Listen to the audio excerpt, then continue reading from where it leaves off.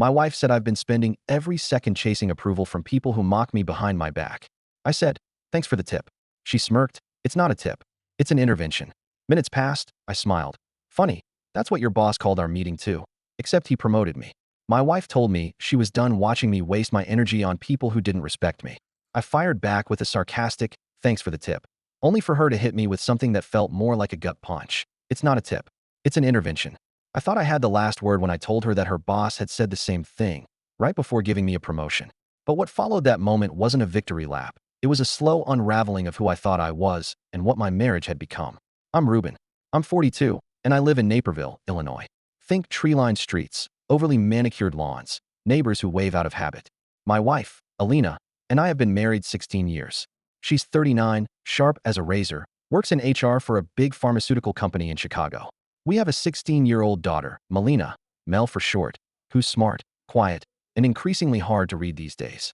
I work in sales, logistics, technically. Been with the same company nearly a decade. If there was a corporate ladder, I wasn't just climbing it. I was practically cleaning it for the people ahead of me. Early meetings, late calls, weekend reports, free labor under the guise of team spirit, you name it. I was that guy. You know the one. Always cheerful, always available, always on. I thought I was doing the right thing. Providing. Being reliable. Building a reputation. What I didn't realize is how that reputation looked from the outside. The moment I noticed the crack was last fall. It was a Saturday morning.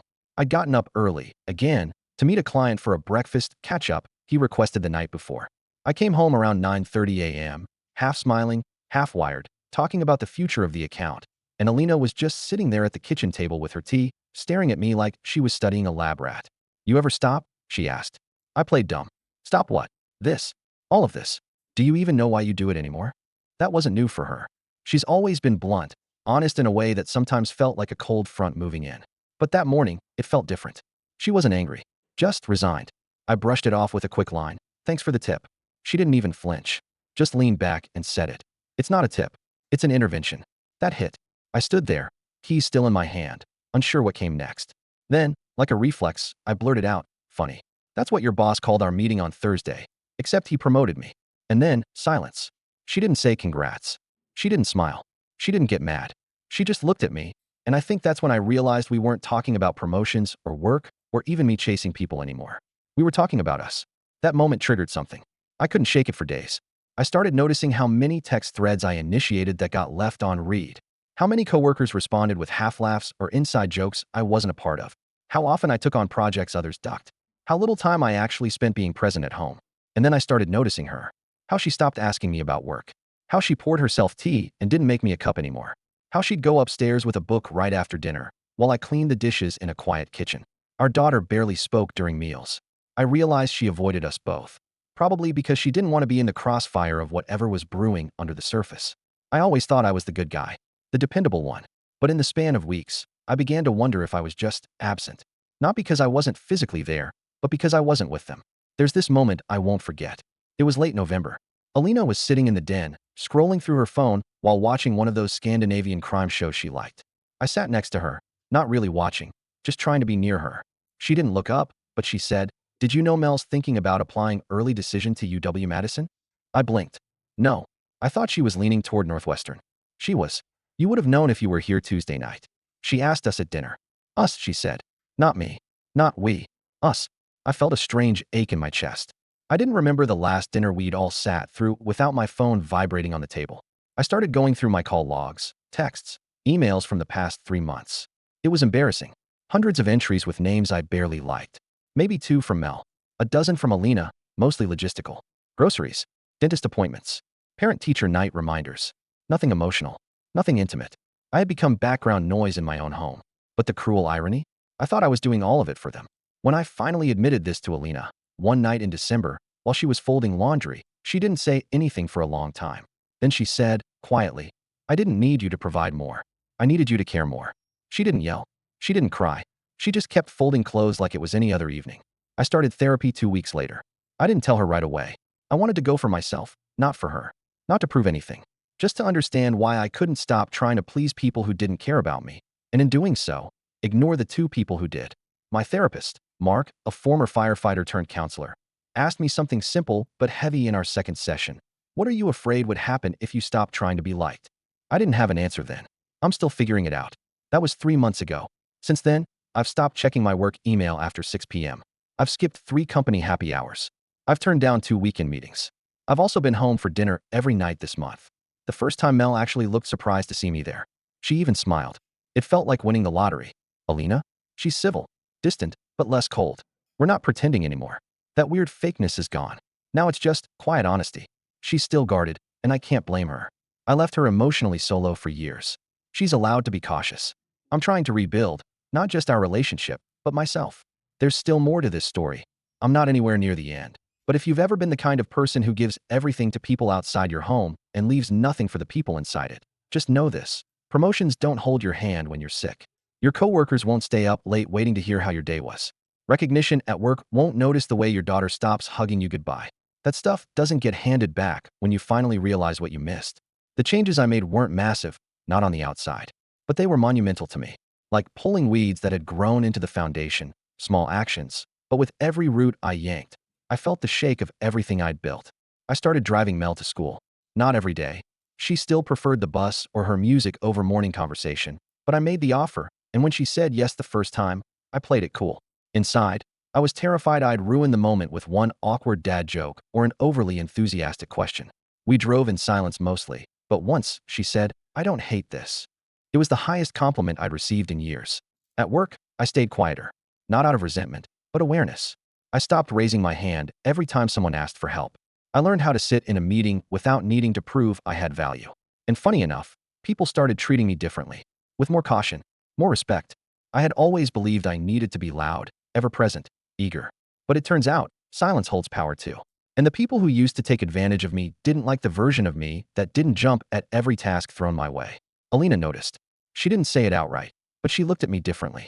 Not with warmth, not yet, but with something like curiosity. Like she was observing someone she hadn't met before. In February, I planned a dinner for just the two of us. No occasion, no angle, just a reservation at a small bistro in Geneva that we used to love before Mel was born. She showed up wearing the same black coat she wore on our second anniversary. I didn't say anything, but I remembered. The dinner wasn't romantic.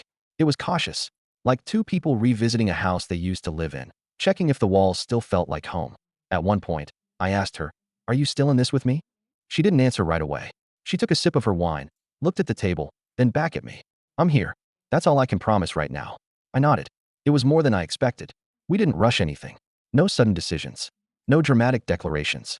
Just two people acknowledging the quiet wreckage between them and trying not to add more to the pile. I think that's what love looks like when it's grown tired, but not dead. Mel started watching old home videos. I caught her on the living room couch with her laptop, watching clips from when she was 5. Her giggles echoing off our walls like echoes from a past we'd all lost touch with. She called me over once and played one of me dancing in the kitchen with her on my feet. "You used to be fun," she said, smiling a little. "Yeah," I said. "I miss that guy too." That night, I stayed up wondering how long I'd been gone while still being physically present. How many moments I traded for meetings that didn't matter. How many dinners I missed to be the guy who answered every email within 5 minutes. And now, here I am, months into a slow, deliberate reconstruction. I'm not trying to win anymore. Not trying to impress or apologize or explain. I just show up. I show up for dinner. I show up for Mel's school meetings. I show up on the couch, next to Alina, even when she doesn't say much. I show up when no one's looking and when no one's clapping. It's hard. Some days I feel like I'm standing in the ruins of something I helped destroy. Other days, it feels like a fresh start. But here's what I've learned, and maybe it'll help someone else out there. The people who love you shouldn't have to compete with the people who don't. I made them compete. For years. And now I'm learning how to earn the right to be in their lives again. Not as the man who showed up with a promotion in hand, but as the man who finally learned how to be still, listen, and stay. In March, something shifted in the air between us. Not dramatically. There was no big fight, no sudden rekindling. Just less tension. A softening, maybe. Alina started talking to me about things beyond schedules and chores. Small things at first. A story about a strange client at work. A comment about Mel's latest obsession with old indie bands from the early 2000s. It felt like she was testing the waters again, seeing if I was actually there, not just in body, but in spirit. I listened. That's all I did. I didn't interrupt or spin it back to me, or joke to deflect the discomfort. I let her talk. One night, she was telling me about some drama at her office. 2 managers clashing over how to handle a restructuring plan. And when she paused, I asked, "What do you think they should have done?" She stopped mid-sentence and looked at me, almost like she wasn't sure how to respond. Then she said, That's the first time you've asked me that in a long time. I didn't say anything. I just let that hang in the space between us, heavy and honest. Mel, meanwhile, started staying downstairs longer after dinner. She'd hang out in the living room with us, sometimes not even saying anything, just doing homework or scrolling through her phone while Alina and I watched TV. It was the kind of quiet togetherness we hadn't had in years. I didn't press it. I didn't try to make it more than it was. I just let it be. One Saturday, she asked if I could drive her to a friend's house in Oak Brook. Nothing fancy, just to get together. She usually asked Alina. But this time, she came to me. We had a 30-minute drive, and halfway there, she said, "I don't think you're as bad at this as I thought." I laughed. At what? Being around. She said it without sarcasm, which made it land harder. I just smiled and nodded. I didn't need more. At work, my colleagues had adjusted to the new version of me. Some still tested the boundaries, but I stayed consistent.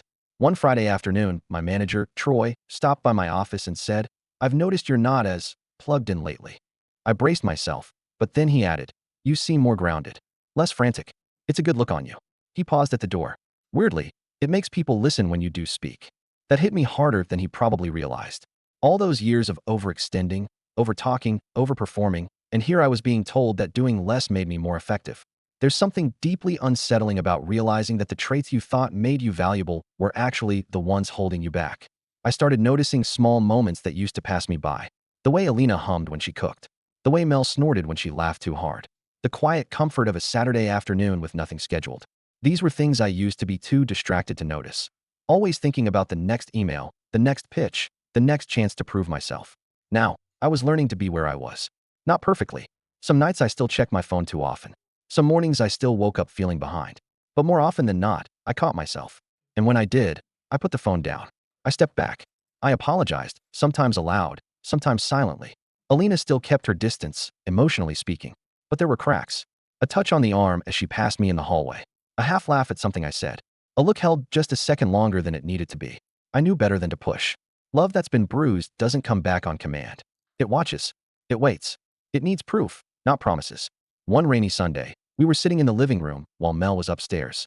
Alina was reading, and I was watching the rain hit the windows. After a long silence, she said, "Do you remember the summer in Michigan? When Mel was 5? I nodded immediately. South Haven. The rental with the leaky ceiling and the broken fan. She smiled. And the beach bonfire. You and Mel roasting marshmallows until she got sick. I chuckled. She still won't eat them. Alina's eyes stayed on her book. That was the last vacation you didn't bring your laptop. That silence afterward felt heavy. I didn't respond. I just let it settle. She closed her book and set it aside. I used to wonder if you loved your job more than us. I knew that wasn't true, but feelings don't always follow facts. It wasn't an accusation. It was a confession, and it felt like a gift, an invitation to hold space for her hurt without trying to fix it. So I did. It's strange, the way the smallest gestures can feel seismic when you're trying to rebuild something broken. I still don't know where we're headed. Alina hasn't used words like separation or divorce, but I know those thoughts probably linger in the periphery for her. Trust doesn't come back because someone says, "I've changed." It returns, if it does at all, through consistency, through time, through effort. And that's what I'm giving her. Quietly, steadily. Mel is talking to me more now. Not all the time, but enough. We've started watching old movies together, stuff from my college years. She makes fun of my taste, but she sticks around. That's more than I deserve. And maybe that's the point. It's not about getting back what I had. It's about becoming someone worthy of staying, someone worthy of their time, even when there's no applause, no bonus, no title change. I'm learning that the relationships you build in silence, in stillness, in the moments between accomplishments, those are the ones that actually matter. By April, the house felt different. Not happier, necessarily, but more honest. There was less tension, fewer unspoken grudges hanging in the air. It was like we were all cautiously adjusting to this new rhythm. Me being present, not just physically but emotionally, and them trying to trust that it wasn't a temporary phase or another performance. Alina was still guarded. She hadn't made any declarations or reopened any closed doors. But she no longer looked like she was living with a stranger. We had quiet mornings again, shared glances that weren't filled with resentment.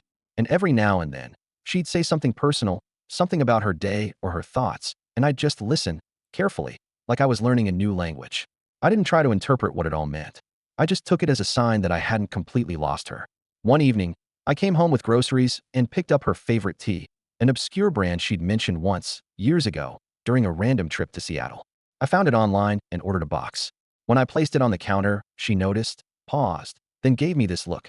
Not surprised exactly, but something softer. She didn't thank me. She just made a cup of it later and sat on the couch next to me like it was the most natural thing in the world. It's funny how we expect grand gestures to fix broken things. Flowers, apologies, weekend getaways. But sometimes it's the smallest, most ordinary actions that tell someone you see them again, that you remember who they are, that you're paying attention now. Mel had become more open too. She asked me to help her prep for a biology test, something she'd always gone to Alina for in the past. We sat at the dining table, flipping through flashcards, and she actually laughed when I mispronounced phytoplankton like 5 different ways. "You're terrible at this," she said. I smiled. "At least I'm here." She paused, and then said quietly, "Yeah, you are." That moment will stay with me for a long time. Not because it was emotional or dramatic, but because it was real. It was what I'd been working toward. Not forgiveness, necessarily, but reentry. The slow process of being allowed back into their lives. Work continued on. It didn't slow down. The demands, the meetings, the client calls, they were all still there. But I was different. I no longer jumped at every ping or buzz. I'd learned how to pause before saying yes. How to ask myself, is this worth missing dinner over? Is this worth not being present for my family? 9 times out of 10, it wasn't. Troy, my manager, noticed. He didn't push back. If anything, he seemed to respect me more for it. One afternoon, he pulled me aside after a strategy meeting and said, "You're showing up differently these days." "How so?" He shrugged, like someone who's got nothing to prove. And weirdly, that makes people listen more. I wasn't sure if it was a compliment or a warning, but I took it. What I didn't expect, though, was how much my identity had been tied to being needed. That part of me, that addict for approval, still flinched when I said no to something and nobody reacted. Still itched when I missed a happy hour and no one texted. "Where were you?" It was humbling to realize that the people I worked so hard to impress barely noticed when I stepped back. That the effort I poured into their opinions had meant almost nothing to them. And yet, the people I ignored the most were the ones now watching me closely. Watching to see if I could stay consistent. If I could be patient. If I could be better. Mel and I started a Sunday routine, driving to a donut shop in-law she liked, grabbing coffee for Alina, and taking the long way back. She'd play her music, and I'd do my best not to critique it, even when it grated on my ears.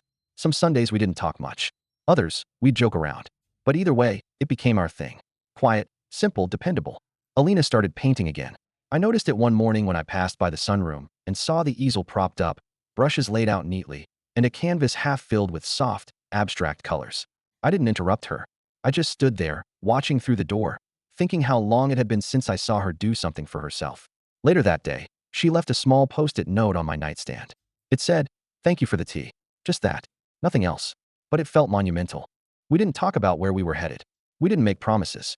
There were still moments where we both retreated into ourselves, where the weight of the past felt too heavy to carry into the present.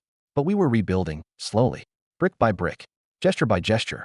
A few nights ago, we were sitting on the porch, the air just warm enough to be comfortable. Alina had a blanket draped over her legs, and I was sipping a beer. The street was quiet. A couple kids were riding their bikes past, and we watched in silence. Then she said, without turning her head, "You've changed. I don't know if it's forever, but it's different." I didn't press her for more. I just said, "I hope it's for good." She nodded once, eyes still on the road. It wasn't a declaration. It wasn't a confirmation. But it wasn't nothing either. I think sometimes love looks like that. Quiet porch nights, unsaid thoughts, and a shared silence that isn't heavy, just tentative. I still have a long way to go. So does she. So do we. But we're here. We're trying. Then came the shift I never expected. Not at home, but at work. Around mid-May, we got a new regional director, someone corporate had poached from a rival firm. His name was Bennett Lang. Younger than most in senior leadership, probably mid-30s, sharp dresser, talked in clipped corporate lingo like he was always delivering a TED Talk. The kind of guy who didn't wait to earn respect. He just assumed it was owed to him. He held meetings almost daily, endless evaluations, reshuffling teams, streamlining roles, looking for redundancies. I saw the writing on the wall. For years, I'd been the guy who over-delivered, said yes, played the game. Now, I wasn't playing it anymore, and that made me stick out. The new Ruben didn't fit the mold of Bennett's vision. And then, it happened. I got called into a meeting one Thursday morning. Not unusual. But this time, the HR rep was in the room. Not Alina. She didn't work with my company. But the presence of HR is never a casual detail. Bennett got to the point fast. "We've been reviewing departmental efficiency," he said. "And while your performance history is fine, we believe the company is better served by restructuring your role." I listened quietly as he slid over a thin packet. A transition agreement. Severance, 1 month's pay, and a quiet exit. I took the packet, flipped through it slowly. Calm. Then I smiled. "Actually, Bennett," I said, "this is going to be easier than you think." I reached into my briefcase and pulled out a different folder. It had a polished presentation, a binder, and a proposal with a logo that wasn't our company's. I slid it across the table. His brows furrowed. "What's this?" "My exit plan," I said. "This is the logistics consultancy I've been building for 6 months. Small team. Lean operation. We specialize in optimizing freight coordination and vendor integration, especially for companies undergoing rapid reorganization, like ours." He stared. "You're starting a competitor?" "I already started one. And 3 of your clients have already signed preliminary agreements with us. Not because I asked, but because they reached out after noticing how reorganized their services were becoming." Bennett's jaw tightened. The HR rep shifted in her chair. I leaned forward. "See, I spent years saying yes to everyone. I learned every part of this business, every inefficiency, every blind spot. And when I stopped playing the fool, I realized I'd been training to do this better than you ever could." I closed the folder gently. "You want to cut me loose? Great. You just gave me free PR." I didn't slam the door or storm out. I left that room with the calm dignity of someone who knew his value and who no longer needed their approval to feel worthy. It felt like standing in the eye of a storm, peaceful, while everything around me shifted. That afternoon, I went home early. Alina was on the patio, working from her laptop. She looked up, surprised. "You're home." "I am," I said, dropping my keys in the dish by the door. She eyed me carefully. "Did something happen?" I nodded. "They let me go." Her face went still. "Are you okay?" I walked out to her, pulled out the chair across from her, and sat down. "I'm better than okay," I said. "I've got something better lined up. My own thing. Quiet for now, but real." She stared for a moment, processing. Then, something I hadn't seen in years, a small smile tugged at the corner of her mouth. "That's bold," she said. "It's earned." We sat there in the quiet for a few minutes, the spring breeze brushing against us. For the first time in what felt like forever, I felt proud of something that had nothing to do with climbing a ladder or proving a point. It was revenge, sure, but not the cruel kind. Not dramatic, not destructive. It was clean, measured, satisfying. Over the next few weeks, things accelerated quickly. The consultancy picked up steam, word spread fast in logistics, and plenty of people remembered me as the guy who always said yes, who always delivered. Except now, I was in charge. No more chasing. No more pretending. Just work I believed in, with clients who respected what I brought to the table. Mel saw the difference. She even joked, "You look less like a ghost now." Alina watched, cautiously but with something like admiration. She'd never been drawn to flashy success, but she respected control, intention, clarity. And I finally had all 3. One evening, as we were cleaning up after dinner, she said, "I didn't think you'd follow through." "Neither did I, to be honest." "You were addicted to that place." I nodded. "I had to get fired to figure out what I actually wanted." She tossed a dish towel over her shoulder and leaned against the counter. "I'm glad you did." It wasn't a grand speech, but coming from her, it meant everything. That night, as we sat on the couch, Mel curled up nearby watching some old sitcom. Alina reached over and took my hand. Not out of habit, not out of obligation, but as a choice. And in that moment, I didn't feel like a man who'd lost everything. I felt like a man who'd finally found his way back. It's been just over a year since that morning on the patio. The day Alina looked at me and said she was glad I finally walked away from the job I once clung to like a lifeline. Life's different now. Not perfect, but mine. Ours. The consultancy is thriving. Not a giant, not flashy, but sustainable and respected. We've got 6 full-time employees, all people I handpicked. Not because they impressed me in interviews, but because they treated others with decency, showed up on time, and didn't inflate their egos to fill a room. One of those early clients I mentioned? They ended up pulling a major contract from my old company, quietly, without drama. I didn't gloat. I didn't call anyone to rub it in. But word got around. A few weeks later, Bennett emailed me, thinly veiled in corporate politeness. "We should talk. There may be a way for us to work together." I replied with 2 words. "No, thanks." And let me tell you, that tiny, polite decline, sweeter than any office victory I ever had. Mel's a freshman now at UW-Madison. She FaceTimes us twice a week, usually just to rant about a professor or ask for advice she pretends she doesn't need. She hugs me longer now when she's home, texts me without needing something, and sends me music recommendations I pretend to like. Last month, she told me, "I'm proud of you, you know." That one sentence did what no title or promotion ever could. Alina and I still have our moments. There are days we miscommunicate, drift a bit. But we catch it now. We don't let it fester. We're not pretending anymore. We talk. We laugh. We argue better. And we've taken 2 trips in the last year. One back to South Haven, the beach town with the leaky ceiling, and one to Asheville, just the 2 of us. No laptops. No work calls. Just good food, winding roads, and space to remember who we are. There's a new painting in the sunroom. Big canvas, all warm colors, reds, oranges, honey yellows. Alina said it reminds her of what it felt like to come back to someone she thought she'd lost. I still keep that post-it note in my nightstand drawer. Thank you for the tea. A reminder that little things matter more than grand gestures ever will. I used to think success meant being everywhere, doing everything, being liked by everyone. Now I know better. Success is coming home early. It's being chosen again, quietly, every day, by the people who matter most. And sometimes, if you're lucky, it's walking away from people who only ever saw you as a tool and watching them realize you were the blueprint the whole time. No loud revenge. No dramatic exit. Just peace. And presence. And finally, freedom.